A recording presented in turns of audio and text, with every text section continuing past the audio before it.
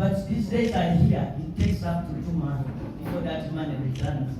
First of all, we are looking at the logic of sending our local revenues to the center.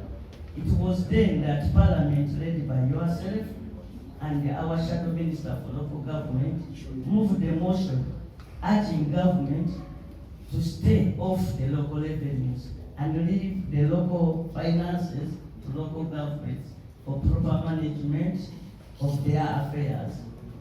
That resolution was not complied to. Instead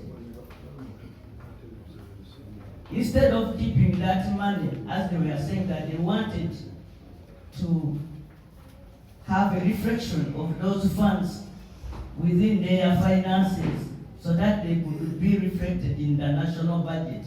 Instead, they are now using that money, and it takes months before those revenues are sent back to the local governments. In urban authorities, this is one of our biggest challenges. We can no longer collect garbage. We can no longer rent our roads that are under local governments. And in some cases, we have found that that money in sometimes is not returned to us. Eventually, the financial can close up before our funds are returned. The other problem is sending money, grants, and other quotas that we are supposed to receive from the central government late.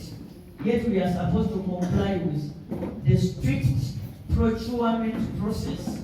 So when they send that money late, what happens is that we fail to go through the procurement process in time, and we return that money at the end of the year without using it. Because when you have not spent the money by 30th June, then you must return it back to the consolidated funds.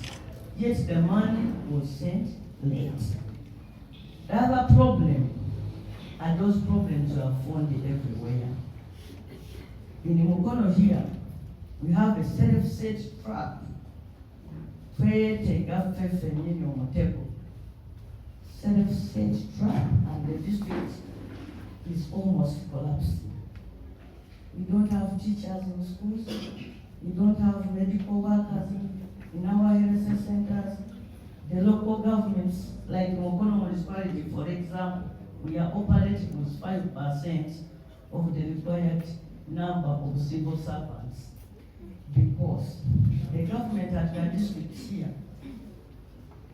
neglected, refused, deliberately ignored to appoint the district service commission. What happened to Mr. Law? A representative was appointed by the urban authorities to sit on the DSC as it is supposed to be under the law. But the leadership of this district interpreted the law in their own fashion, not practiced anywhere in the country. We are the first people to say that the law concerning the formation of the district commission is interpreted otherwise. What happened? The chairman single-handedly appointed another person to represent the urban authorities, and the commission at the ministry refused to approve that appointment.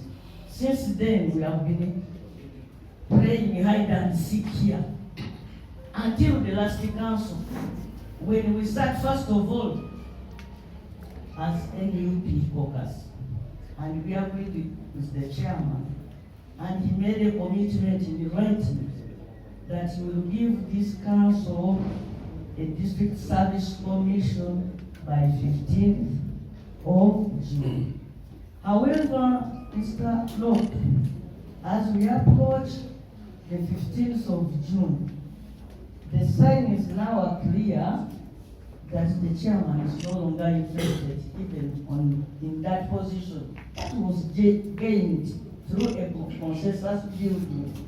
And reconciliation and several agreements, including a document signed by himself and a statement made in the council that sat here that we shall have a council meeting so that we appoint this time with finality the District Service Commission.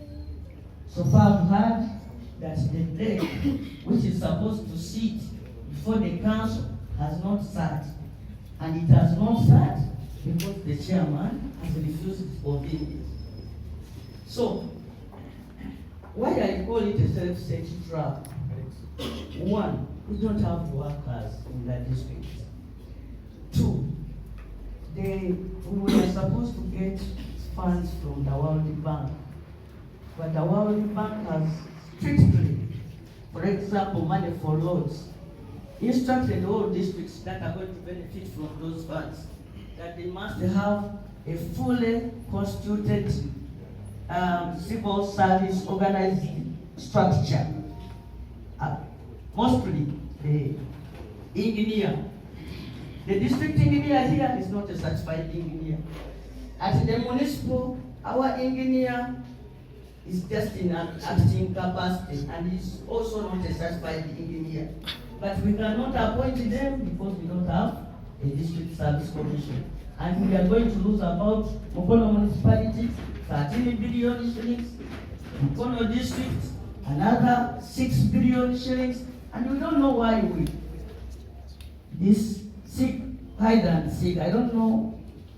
I have been with all my colleagues here, the MPs. We have been to see the cow, to plead with her, to appeal to the district chairman, to be pleased to convene the deck, and finally the speaker to call the council so that the district council can be appointed. Yes, we have cases in the courts, but all of us in Mukono know how those cases have come up. That is not a matter to be discussed here. Maybe some of the things we shall discuss at another platform. But that is the biggest problem now with this district, and we seek assistance. This is where we are seeking assistance. All the schools after COVID, some teachers left, others died, others went back to school and they are supposed to have an elevation in office. Some people are supposed to retire. They are not assured of their pension.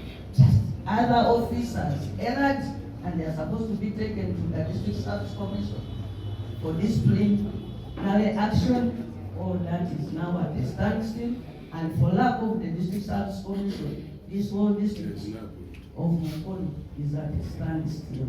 So we need assistance. That finally, if we cannot do things by ourselves, we think that if other organizations, if other bodies come in, maybe if other organs come in, maybe we shall be able to sit at the table and resolve this matter once and for all. Because of time, I now want to introduce to you first our colleagues who stood and lost. They are also our shadow MPs in a way. We have Honorable,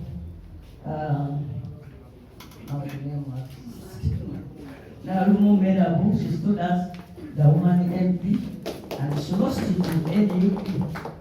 However, she has now changed, and you see her. So she's with us and in full support of our MP, woman MP for the district. Also our community Male. Now I have the honor to introduce to you the MPs from Mukono district. Honorable Kayondo from Mukono South. Honorable Simba of Naisoma. And our lady, the Honorable MP from Mukono district, Honorable Nambooze Ku, Shadow Minister for Human Rights. We also have our colleague from Byakakyiko, Honorable Sanja, and but these are people you have come with, Honorable. I don't know if I should introduce them. Our dear Honorable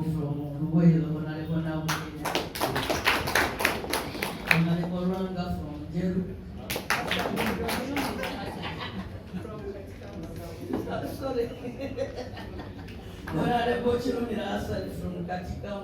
I don't know how I remembered my colleague from Njero Honorable Ranga. He will soon join us.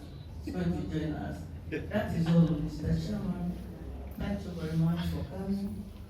We wish you a successful and fulfilled trip for this year.